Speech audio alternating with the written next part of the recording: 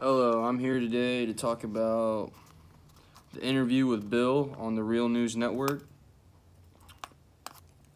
which he talks about white collar crime and the misconceptions and the different things that deal with the law and policing in society today.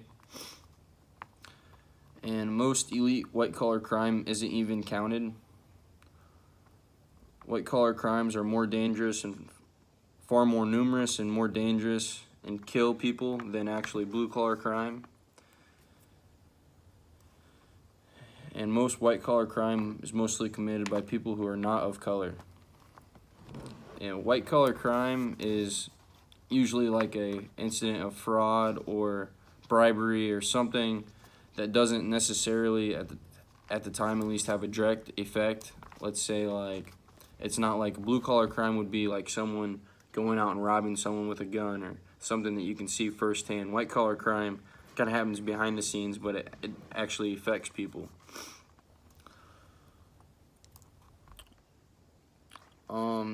He goes and talks about an incident which was 10 miles from where he was in Minnesota, where someone was driving with a tail light out. It was a man of color, and the police officer walked up and said, "Put your hands in the air and show me your identification."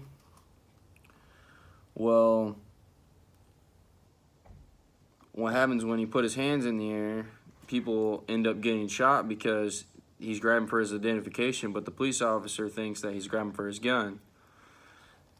So but the guy, Bill, in the video argues that if it was a white man, he wouldn't be treated the same as a black man or a man of color, that the police officer's reaction wouldn't have been the same.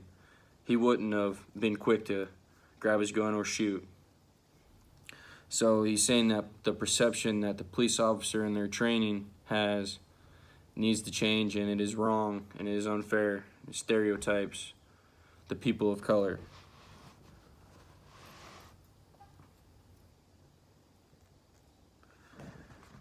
That the police officers need to be trained better and they're not trained right.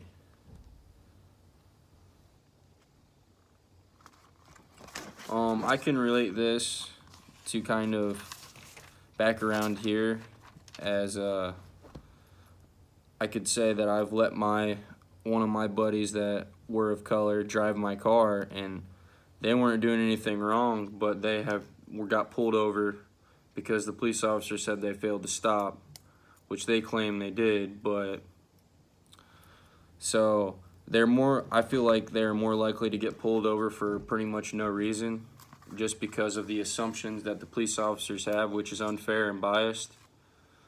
So I can relate that to my life and to people I know and how they feel that they are unequally treated in society. And white collar crime is more violent because a lot of times it goes undetected for a while, and it can have a more devastating effect than just someone going to a store and robbing it. White collar crime can affect a lot more individuals. Like say in the video they give an incident where in China there was a baby formula that was somehow fraudulent, and the babies that ingested the formula, there was 300,000 hospitalized and some died, I believe. So that had a lot more of an effect, and that was just from someone cutting corners and giving a fraudulent product because they wanted to make money. So, and the thing is that a lot of white collar crime goes undetected. So I think this video was inspiring a little bit, and it raised awareness to some of the white collar crime that happens today, and that people need to be more aware of it. And I think that police officers and people in the government need to be looking more for white collar crime incidences, because it happens all the time today, and a lot of times it's hard to detect. It's hard to detect if someone is cooking their books or something like that, as opposed to something physical like a blue collar crime. And like he said, a lot of times the people that are committing the white collar crimes, the cops don't expect, because they're the business owners and they're the wealthy people. They have good stature in the community.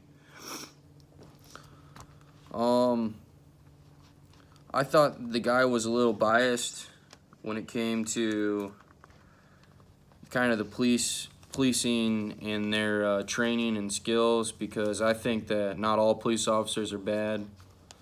I think there are some that are very stereotype people, where they're from, their race, ethnicity, how they act, how they dress. But I don't think that every cop does, and I don't think that it affects every cop's training when he's out patrolling. So I think the guy was a little biased in that aspect. But he was right, though. There needs to be something done, and they need to adjust their training and their perceptions of the public. I would have liked the guy to be a little more. I thought the video was a little blurry. It was kind of hard for me to see, and it was kind of hard for me to hear also. I'm not sure if it was just my video or what, but I don't know. It was very informative, and maybe that there can be some laws or some things in place for the business law aspect that could go to detecting these white collar crimes, and maybe stopping or enforcing the stop and frisk, because some people could argue the stop and frisk is unfair to those people, because most of the time the stop and frisk is those of color, as opposed to a normal, like a Caucasian male just walking down the road. They don't get stopped and frisked as much as a black male. So, well, thank you for your time.